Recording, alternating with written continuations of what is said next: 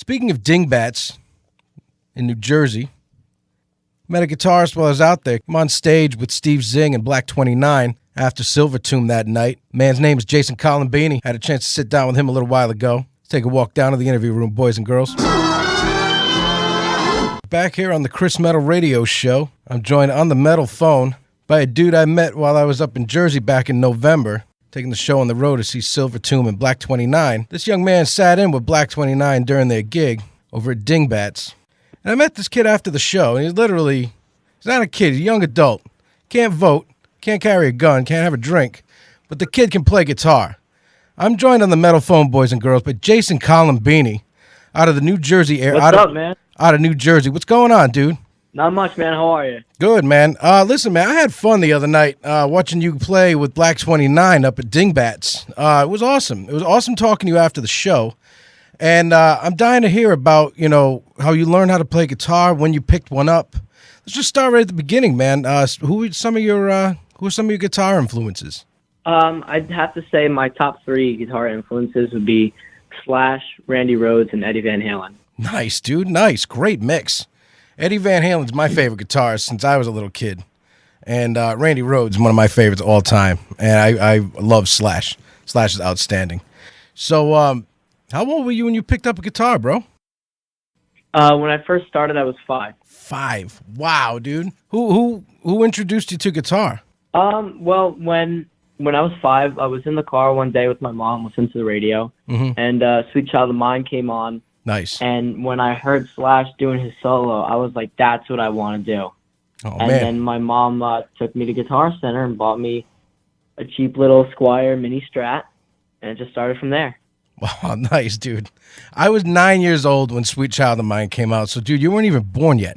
I'm thinking, I wasn't even a thought. No, dude. Were you born in what, 2002? 2001? Yeah, 2001, yeah. 2001, dude. Oh, my God. I was 23. Nice, dude. And you've been playing ever since? Yeah. Did you take any lessons or Never anything? stopped. I took lessons for about a year when I was 5, and then after that, I basically self-taught myself everything else. Nice. Actually, a buddy of mine who, I don't know if you've ever heard of the band Stars. They were like this band that was really big in the 70s. They toured with like Kiss and Rush and stuff. So a buddy of mine was the guitar player for that band. His name is Richie Rano, and I took lessons with him for a year too, but that was when I was going into middle school. Wow. So what was the first solo you ever learned? That's a tough question. I think it might have been, it was Solo to American Idiot from Green Day. That was the first song I ever learned. Nice. Practicing any guitar solos from any of these, any of your favorites? Oh yeah, all the time. Whenever I have free time, I'm always trying to learn new songs, and Appetite for Destruction is my favorite record of all time. Nice. Especially because every single song on there is like a masterpiece. Wow. So for a good week, I was supposed to do a show this past July with a couple friends of mine as a tribute to the 30th anniversary of the record. And for about a week, I just listened to the whole record over and over and over again and learned every single song and the solos and everything. Wow, that's awesome. What's your favorite solo on that album? On that album, I mean, everything's great. I love the solo in Night Train, Paradise City. I mean, the thing is, a lot of those songs have multiple solos in them, so it's super hard to choose. Nice. And, That's you right. know, you can't go wrong with Slash and Izzy, man. Yep. Oh, no. You're absolutely right, dude. I grew up with that album. I still listen to that album constantly. It's one of those that's going to be around forever. And exactly. What a great time to be growing up when that record came out. I mean, seriously. And for you to be embracing it, at your age, and you're not young by any means. You're going to be adult soon. You're going to be growing up, voting and paying taxes and all that shit. But, you grabbed onto this album kind of like I grabbed onto like Led Zeppelin 4, which was way out way before I was born, yet it's still relevant and still around to this day, and I still love it. I can't play guitar like you. I've been playing since I was a little kid, but I don't practice, and that's my problem. But I can tell by what you're saying that you practice constantly. And when I saw you play, you blew me away. I mean, you blew the crowd away. Everybody was having fun. Must have been great to sit in with Steve Zing from Danzig, Johnny Kelly from Typo Negative, and Silver Tomb on the drums. You know, you jam with all these musicians, and you guys are playing just these awesome songs from, from the 80s and 90s. You know, the list was great. My friend and I had a blast at the show. Yeah, that was a really great time, and I love Steve. Steve's always been really, really nice to me, and Johnny was nice. I met him a couple of years ago when he played Bonzo Bash here in Jersey. Yep. But that show, it was great. You know, it was a great benefit, and the cause it really hit home. So it really was nice to do that show. Yep. And when Steve asked me to do it, I was really happy that he did. That night, I had showed up. He had asked me maybe a week before to learn these two Alice in Chains songs, Wood and I can't remember what the other one was. Man in the Box. That one I knew. That one was a last minute thing because they were playing it, doing like a rehearsal at the place, and I don't remember why, but he said, "Oh yeah, do you know Man in the Box?" So I was like, "Yeah." So we did like 3 Alice in Chains songs. It was so much fun, and the crowd was huge, and I'm glad everybody was there to support it. Hell yeah, bro. We got a song from you we're going to play right now on the show. Give me the title of the song, so we'll let you front sell it for the crowd. All right. This song is called By My Side, and just a real quick thing about it. Basically, as you live your life, you go through things, and, love tends to be a big part of your life. And although I'm only a teenager, sometimes people know more than you think. Sometimes you realize that even though people may seem like they're going to be the most important thing that'll be in your life for forever, yep, doesn't always happen that way. Right. And you end up realizing that you don't always need those people that aren't in your life anymore. No, you never know. Bro, you're absolutely right. Boys and girls, By My Side, Jason Colombini here on the Chris Metal Radio Show.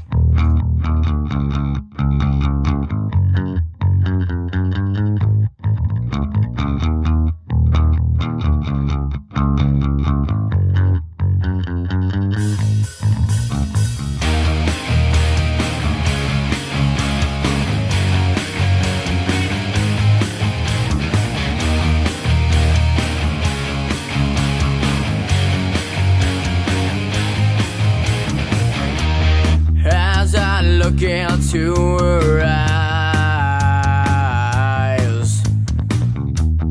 I see everything I need. When she starts to break down and cry, I realize it's all a lie. She's got everything I need. When she's not leaving me, she always wants me to take her for a ride. Then she's not here by my side.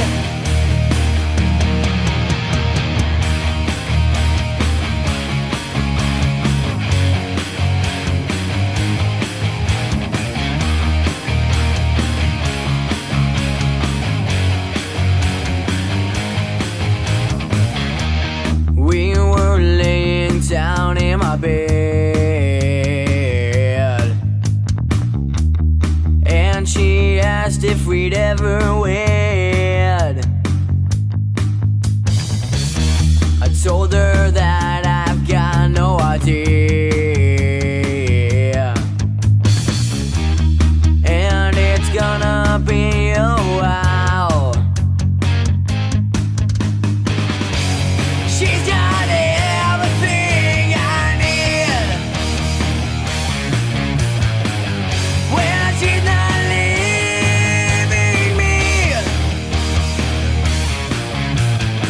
she always wants me to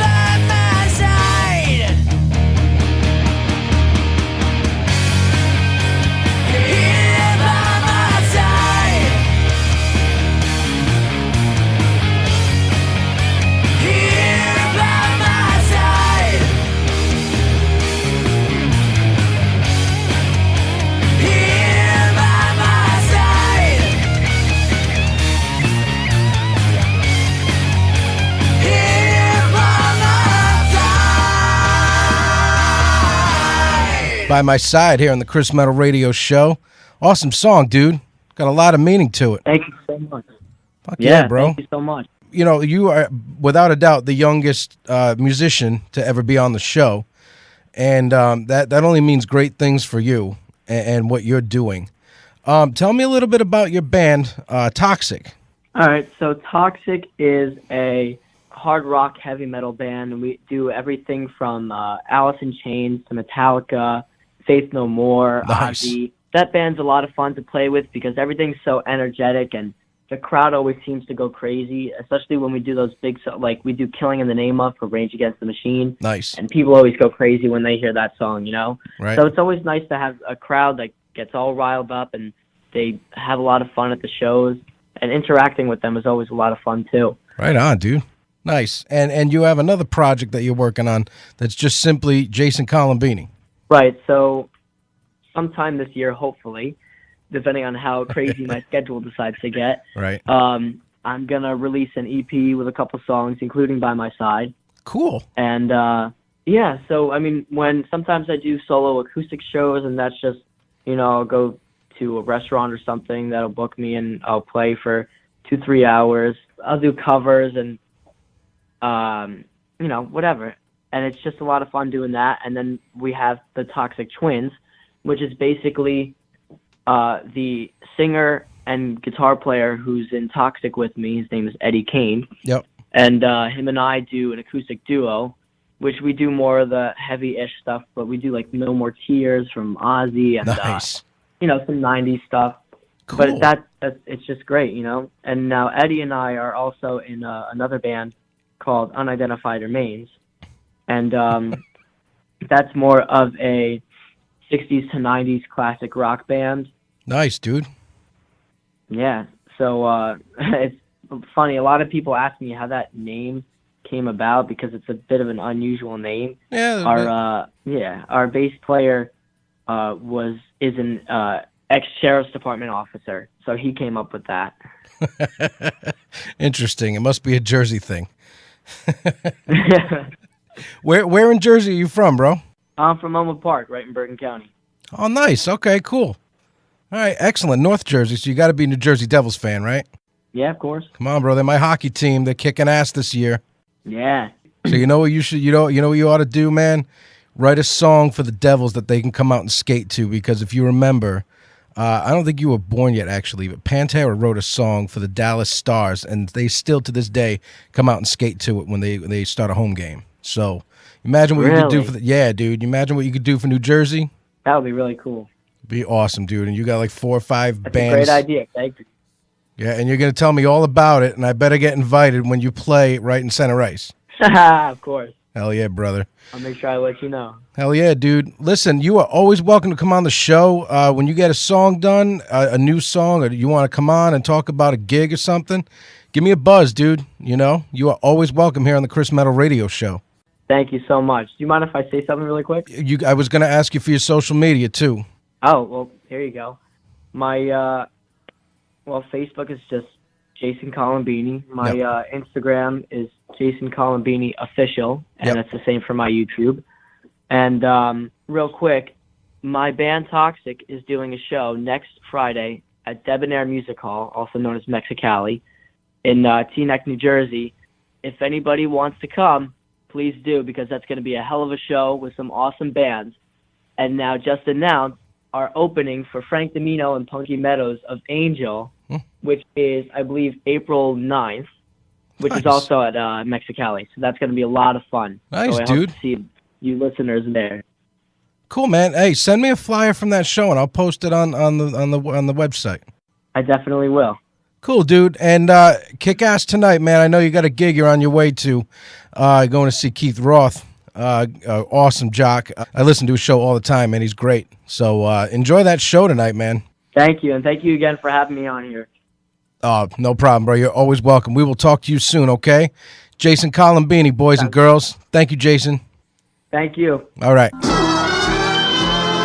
Hey, this is Jason Colombini. You're listening to the Chris Metal Radio Show, powered by Skyhawk.